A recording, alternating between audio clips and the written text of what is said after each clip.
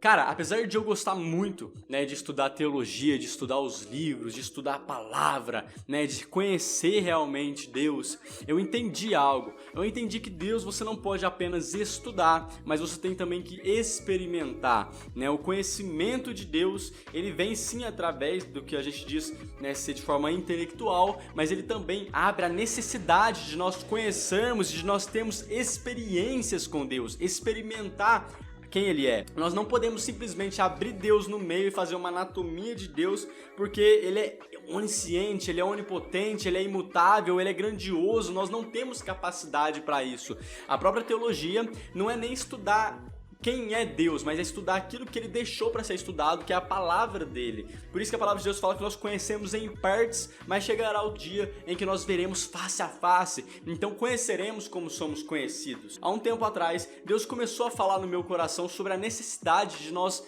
olharmos para ele, de nós vermos a face do Senhor, de nós contemplarmos a face dele, de sermos tocados pela face dele. Então, nessa pegada, né, nessa questão de falar sobre a face do Senhor, ele começou a falar comigo diversas coisas que a face do Senhor traz consigo. Vários homens que ao longo da Bíblia, que ao longo da história, que viram a face do Senhor, foram transformados, foram tocados, nunca mais foram os mesmos. Homens que experimentaram a glória de Deus, os colocando no chão, eles levantavam outras pessoas. Nós temos que entender a necessidade de ver a face do Senhor e o que a face traz consigo.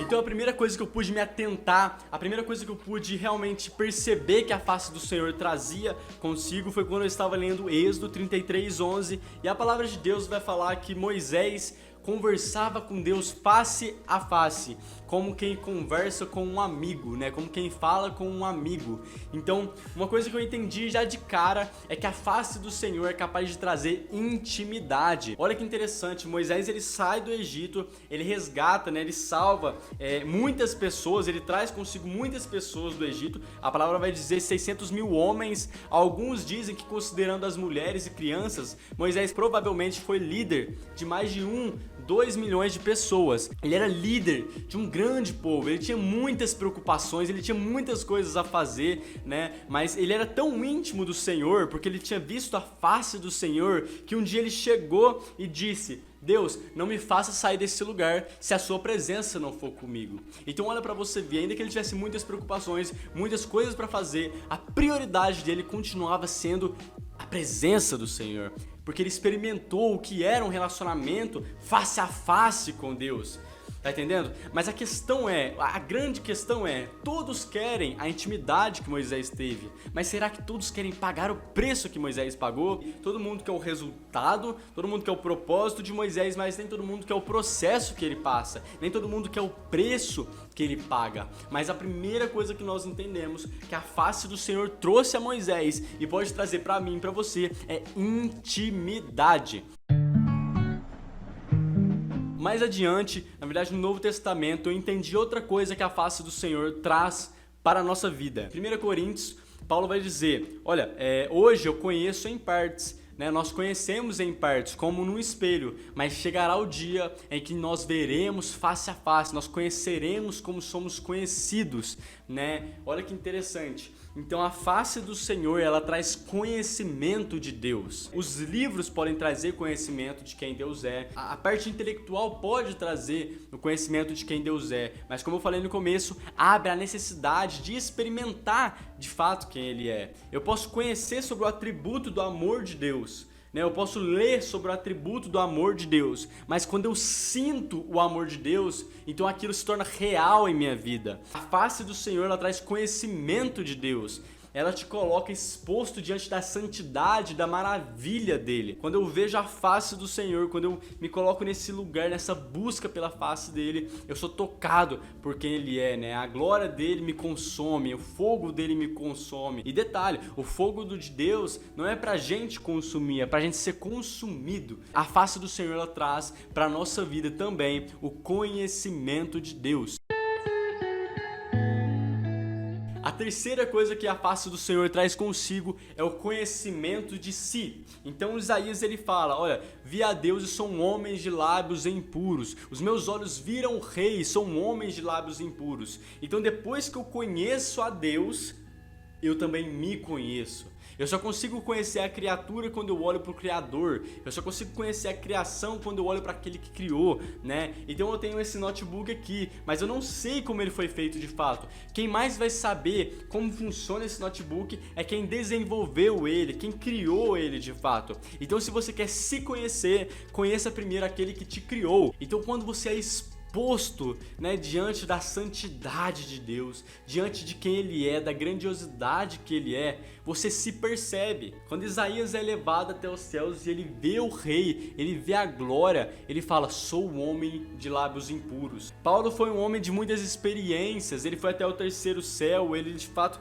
viu Jesus e ele disse, miserável homem que sou. Pedro, quando vê Jesus pela primeira vez, ele fala, afasta de mim, pois sou pecador. Então quando nós somos expostos diante da dignidade de Deus, diante da santidade de Deus, nós percebemos o quão impuros nós somos e o quão necessitados nós somos. Então depois que eu conheço a Deus, eu consigo me conhecer.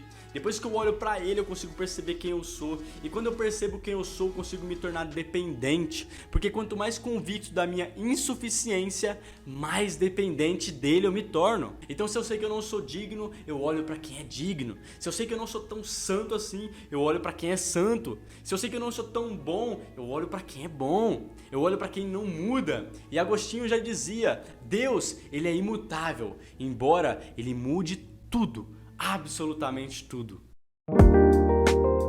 A quarta coisa que a face do Senhor traz consigo, depois de intimidade, depois de conhecimento de Deus e depois de conhecimento de si, é arrependimento. Em Jó, no final do livro vai dizer, antes eu te conhecia só de ouvir falar, mas agora os meus olhos te veem.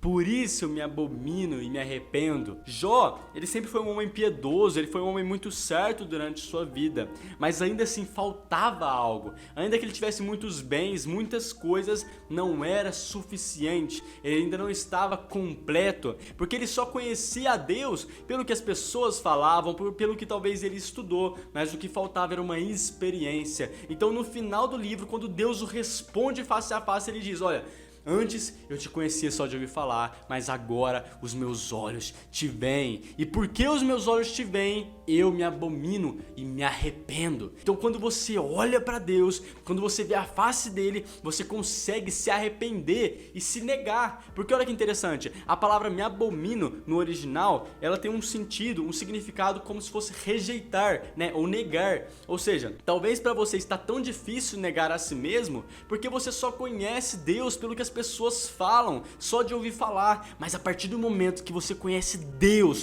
pelo que os seus olhos veem, então sim, você consegue se arrepender, você consegue negar a si mesmo. Depois do conhecimento de si, porque quando você se conhece, você vê a podridão que você se arrepende. Quando você vê que você não consegue nada sem Deus, você gera isso em você, arrependimento. Então a face do Senhor traz na sua vida o arrependimento divino que te leva para os braços de Deus. E a última coisa que a face do Senhor traz consigo, claro que a face do Senhor traz muitas coisas, mas do que eu entendi, né, e do que Deus foi me comunicando, que a face do Senhor traz é salvação. Depois do arrependimento há a salvação. E a palavra de Deus vai dizer em Gênesis 32, quando Jacó passa a noite inteira lutando com um anjo, né, quando ele persevera, né, com um anjo, ele tem o nome mudado para Israel. No final disso ele vai dizer, eu vi o Senhor face a face, e a minha vida foi salva. A face do Senhor traz pra nós salvação. Tudo que eu falei aqui não vale de nada se não tiver essa última parte, se não tiver de fato a salvação do Senhor. E olha que interessante, tudo que eu falei aqui, as 5 coisas que a face do Senhor traz, elas são progressivas. Então primeiro você tem intimidade, e na intimidade você conhece a Deus. Quando você conhece a Deus, você conhece a si. Quando você se conhece, você se arrepende. E quando você se arrepende, Deus com misericórdia e graça te libera a salvação. Porque nós fomos salvos, estamos sendo salvos e seremos salvos. Então nós precisamos continuar contemplando a face do Senhor e ser, como dizem Salmos, a geração que busca a face, a geração que persegue a face. Então você já não vai mais saber aonde começa você em Cristo, aonde termina Cristo em você, porque tudo virou uma coisa só. E esse é o desejo do coração dele, que assim como ele e o Pai são um, que nós sejamos um, que Jesus seja um em nós, no nome dele. Amém. Essas foram as 5 coisas que a face do Senhor traz conosco. Esse é o programa Fagulha, né? O quadro Fagulha é algo para ser rápido, explosivo, mas que te traz uma mensagem de edificação. Amém? Até semana que vem. Fica com Deus e que a graça de Jesus te sustente.